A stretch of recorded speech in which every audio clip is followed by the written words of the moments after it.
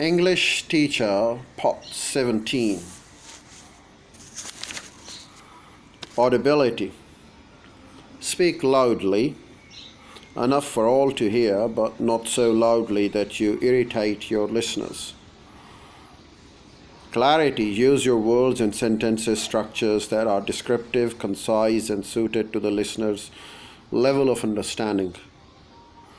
Avoid run-on, fragmented, or incomplete sentences, statements, or questions.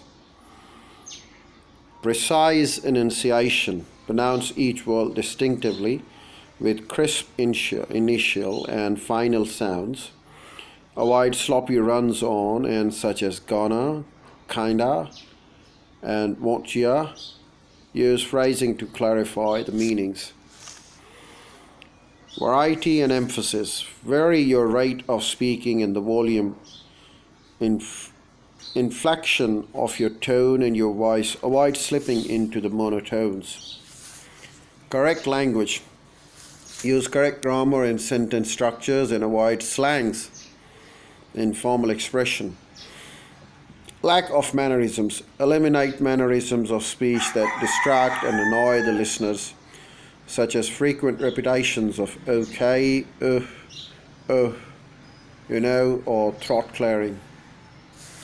Non-verbal communication skills. Rarely do we communicate by means of words alone. We use non-verbal messages to reinforce the meaning of our words and to convey our feelings and preferences. We convey these non-verbal messages through posture, facial expression, or color, gestures, body movement, or even touching. Learners read a teacher's shoulder shrug, frown, lift of an eyebrow, or hand movement.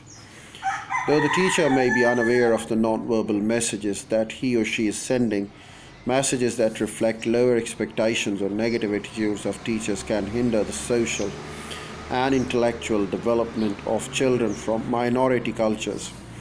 By contrast, the teachers can use nonverbal messages to show that they believe their students are worthy, can be trusted, can and will succeed.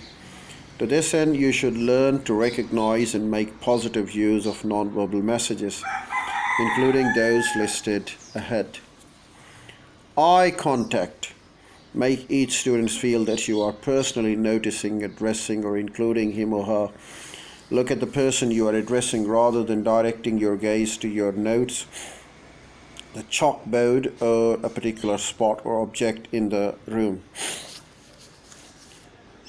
Facial expression. Use appropriate facial expressions to support your verbal messages. Censor blank, bold looks, but show your enthusiasm. Motion. In walking about your classroom, you may show your interest or lack of it in your student by moving towards or away from them. Make sure that you use your motion support spoken messages. Circulate among your students, recognizing and communicating with them. Create a variety of stimuli by moving about the room to attend the individuals or groups of people who need assistance.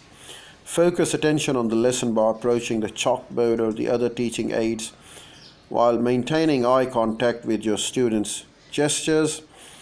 To emphasize a point or promote understanding, use gestures in the ways that promote rather than distract attention. Avoid distracting or annoying mannerisms such as scratching, playing with the pencil, wetting your lips, swaying, or cracking your knuckles. Physical contact. Use physical contact in group situations to promote learning. For example, by guiding a student by a hands movement or gain attention, show your approval in this way with only great discretion. With the student's age level or gender makes much of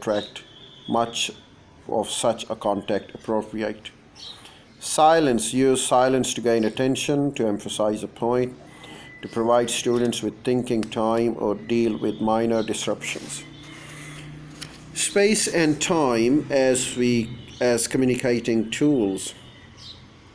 The position of your desk and your student desk are territory indicators. Some teachers may unconsciously use their desk as a psychological barrier that protects them from the students as a symbol of authority. A room arranged in straight rows with a teacher's desk from front and center sends a non-verbal message, whereas the room arranged in a semicircle sends quite another kind of a message.